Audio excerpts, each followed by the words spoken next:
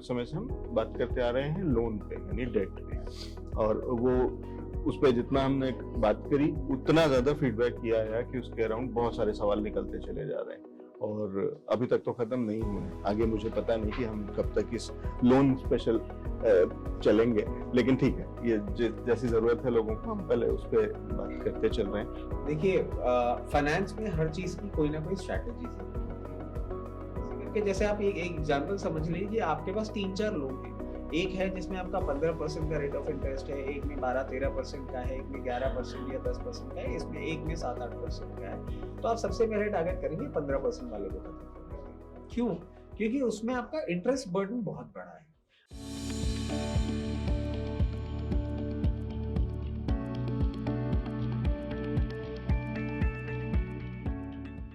नमस्कार, स्वागत है आपका इंडिया न्यूज बिजनेस में। आप देख रहे हैं पर्सनल फाइनेंस की मास्टर क्लास विद रचित खंडेलवाल। देश के जाने माने इन्वेस्टमेंट एडवाइजर रचित जी हमारे साथ में जुड़ते हैं और बताते हैं कि पूंजी को कैसे बचाएं, बढ़ाएं और उसको कैसे संजोएं, उसको संभालना कैसे है, चाहे वो आपका लोन हो, चाहे वो आपकी इनकम हो। सारी चीजों को कैसे बैलेंस आउट करके आपकी पर्सनल फाइनेंस या आपकी वेल्थ जो है वो, उसकी वेलबींग कैसी होनी चाहिए, अब वो उस एरिया पे हम काम कर रहे हैं, कोशिश कर रहे हैं लोगों को अवेयर करें, उन तक ये जानकारी पहुंचाएं। बहुत सारी चीजें सिंपल जानकारियां हैं, डिटेल में आप एक एक करके अगर देखेंगे वीडियोस तो आपको पता चलेगा और बहुत सारे इंटरेस्टिंग चीजों को सीख पाएंगे। हमारे साथ में हैं रचित जी। रचित सर, बहुत स्वागत है शो पे। नमस्कार सभी दर्शकों को भी नमस्कार and thank you for having me here. Thank you for joining us. रचित सर, हमने अभी पीछे बात करी थी और एक इधर कुछ समय से हम बात करते आ रहे हैं लोन पे यानी डेट पे, और वो उस पे जितना हमने बात करी उतना ज्यादा फीडबैक किया है कि उसके अराउंड बहुत सारे सवाल निकलते चले जा रहे हैं और अभी तक तो खत्म नहीं हुए हैं। आगे मुझे पता नहीं कि हम कब तक इस लोन स्पेशल चलेंगे, लेकिन ठीक है, ये जैसी जरूरत है लोगों को, हम पहले उस पर बात करते चल रहे हैं। और बहुत तरीके से हमने बात करी, लोन कैसा होता है, लेना चाहिए नहीं लेना चाहिए, कितना लेना चाहिए, किसको लेना चाहिए, कौन सा लेना चाहिए, और बहुत कुछ। तो जिन दर्शकों ने नहीं देखा वो देख सकते हैं, सीख सकते हैं। लेकिन अगर ले रखा है, और अब इधर रिसेंट में हमने जो एपिसोड्स करे हैं उसमें हम ये बात कर रहे हैं कि है, फंस गए हैं, परेशान है, या कुछ कर रहे हैं, या कुछ एक्स्ट्रा पैसा आया तो क्या करें। एक इंटरेस्टिंग सवाल, एक इंटरेस्टिंग चीज जिसपे बार बार आ रहा है लोग, कि क्या कोई ऐसा तरीका हो सकता है जिससे कि लोन को जल्दी से चुका दिया जाए। क्योंकि जब ले रहे होते हैं तब तो लग रहा होता है, क्योंकि उस लोन के साथ में सामान आ रहा होता है, मतलब उस लोन के बदले में, या उस लोन को आप चढ़ा रहे हैं बैंक से, लेकिन आप कुछ ले रहे होते हैं, कोई गाड़ी हो सकती है, कोई घर हो सकता है, और उसका जो एक्साइटमेंट है वो आपको मजा आता है कि हाँ ठीक है, आपका अपना घर हो गया। फिर कुछ दिन बाद ये जोश होता है ठंडा, जब आप ईएमआई पे करते करते परेशान होने लगते हैं, और कभी अगर हो सकता है आपकी कैलकुलेशन गड़बड़ रही हो और ईएमआई बढ़ी है और ये आपकी इनकम शायद उतनी बढ़ी नहीं है, तो अब आप, वो जो खुशी थी वो तो ठंडी हो जाती है। अब ये परेशानी बढ़ जाती है कि ये लोन है, और तब आप ये कैलकुलेट करते हैं कि ये जिसको मैं अपना घर कह रहा हूँ ये 20 साल तक तो बैंक का है, बस मुझे किसी को किराया नहीं देना है, लेकिन किराया ना दे करके मैं बैंक को ईएमआई दे रहा हूँ, और ये बहुत बड़ी ईएमआई हो सकती है। आपको हो सकता है ये समझ में आए कि जो आप किराया दे रहे थे इससे पहले वो तो 20,000 रुपए था, अब जो आप ईएमआई दे रहे हैं वो 1 लाख रुपए है या 1.5 लाख रुपए है, और अब आपको समझ में आता है कि ये तो बहुत मुश्किल हो गया, इससे तो अच्छा वो था।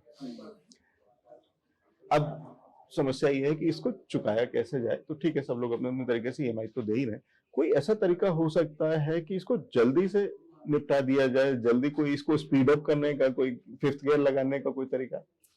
देखिए, फाइनेंस में हर चीज की कोई ना कोई स्ट्रैटेजी जरूर होती है और ये सवाल आज मुझे बहुत खुशी दे रहा है क्योंकि इससे ये चीज क्लियर होती है कि कहीं ना कहीं लोगों को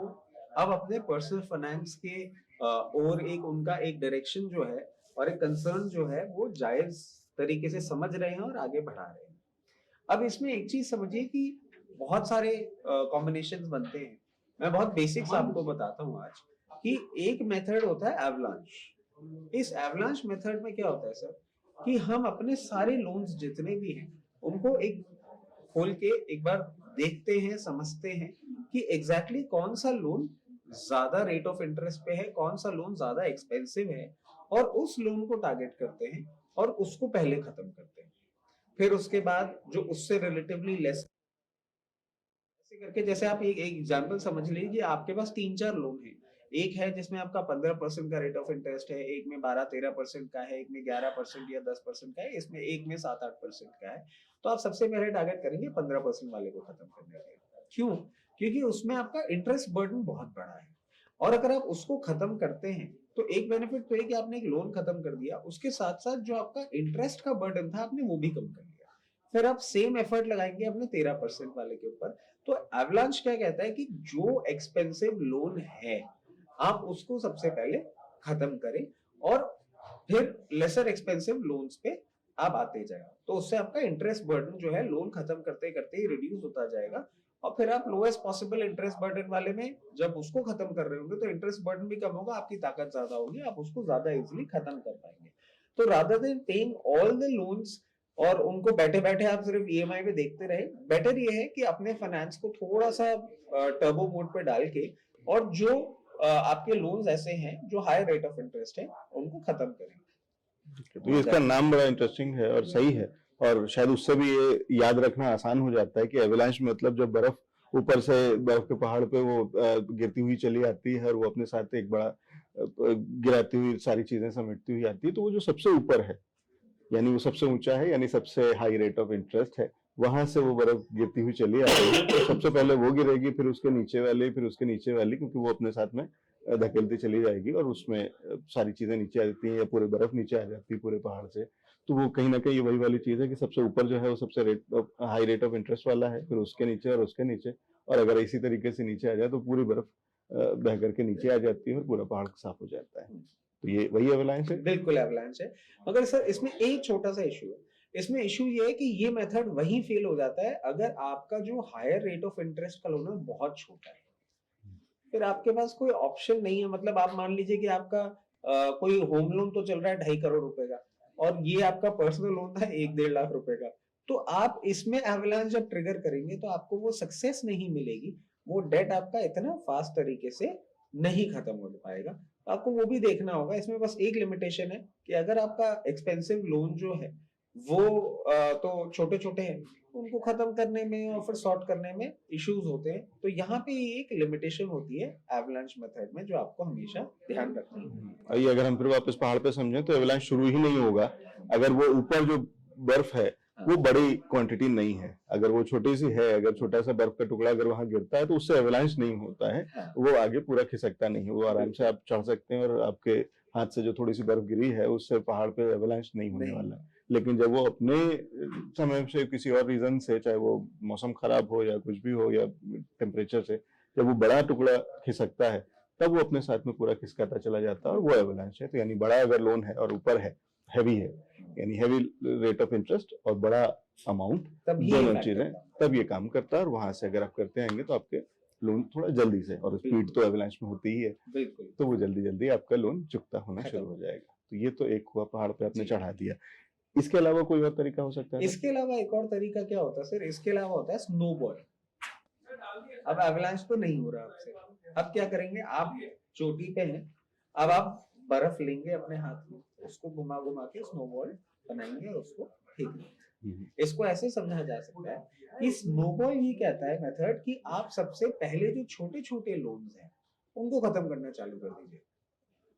चाहे वो लोअर रेट ऑफ इंटरेस्ट पे है, हायर रेट ऑफ इंटरेस्ट पे, डजंट मैटर। मेरे लिए एक्सेसिबल है इन लोन्स को खत्म करना, मैं उनको खत्म करता जाऊंगा। इसका एक सबसे बड़ा बेनिफिट क्या होता है सर, जब आप देखते हैं ना कि आपके 10 लोन चल रहे हैं, 12 लोन चल रहे हैं, तो आपको एक बॉदरेशन होती है कि अरे भाई कितने लोन है और इन झंझट से मैं कैसे बाहर निकलूंगा। बट जब छोटे छोटे लोन खत्म करना चालू करते हैं तो आपको फिर फाइनली ग्रेजुअली दिखता है कि 1-2 लोन ही हैं जो आपके पास रह गए हैं, जिनमें आपको थोड़ा टाइम लगेगा। छोटे आपने सारे खत्म कर दिए और फिर आप फुल फोकस से अपनी स्ट्रैटेजी बना पाएंगे और एक बेटर फाइनेंशियल कंडीशन में भी आ जाएंगे। क्योंकि देखिए, आप चाहे इस बात को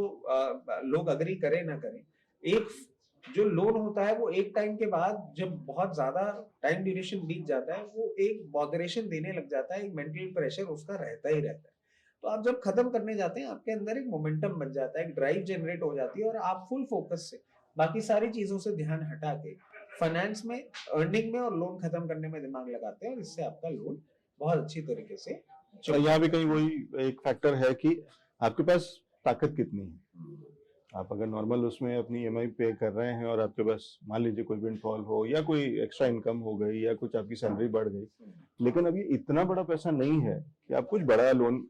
उसको ऑफसेट कर सकें या कुछ और कर सकें। तो छोटे लोन्स तो कम से कम, और जो लोग लोन की साइकिल में या ट्रैप में फंसते हैं वहाँ अक्सर होता ये है, क्योंकि ये मैंने बहुत लोगों को देखा है कि फिर वो एक लोन से दूसरा लोन चुका रहे होते हैं, दूसरे लोन से तीसरा लोन चुका रहे होते हैं, और ऐसे करते करते फिर वो मल्टीपल लोन्स में फंस चुके होते हैं। तो वो चेन रिएक्शन टाइप। हाँ, इसकी ईएमआई नए लोन से दे दी और उससे एक और लोन शुरू हो गया, अब अगले महीने या उसके बाद दो ईएमआई शुरू हो गई, और इनको चुकाने के लिए इन ईएमआई को भरने के लिए एक और ले लिया, और ऐसे करते करते मल्टीपल लोन। अब जब इसको ऑफसेट करने की बात हम कर रहे हैं कि जैसे इस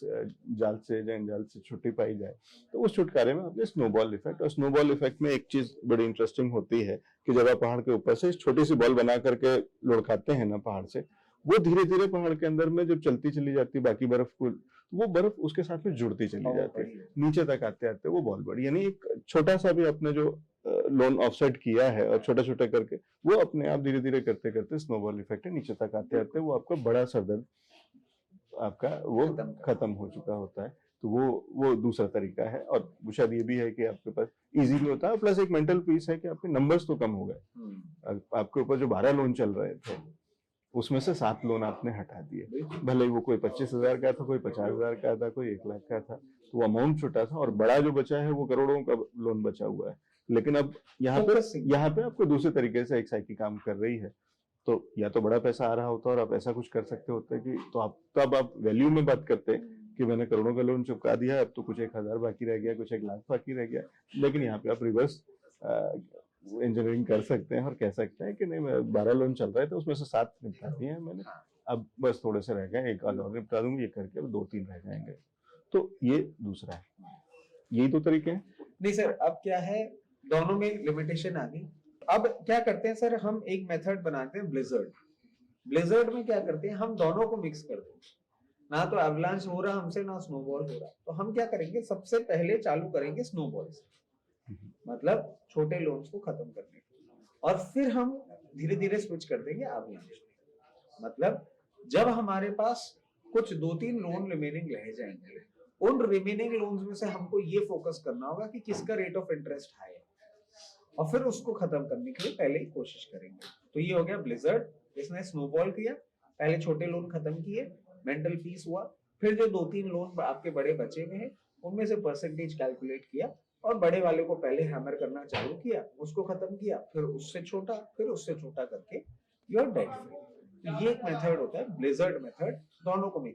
को मिक्स करके बर्फबारी शुरू है। और ये इंटरेस्टिंग है कि यहाँ पे आपने एक तरफ से वाला मेंटल पीस आ रहा है कि 12 लोन से अब आपके पास 2 आपने निपटा दिए, 10 रह गए हैं, 8 रह गए, एक 2 करके उधर भी कम करते चल रहे हैं, और एक बड़ा वाला उस पे उसको भी अगर कुछ कर सकते हैं तो वहाँ पे एवलांच वाला जिस तरीके से कि सबसे बड़ा जिसका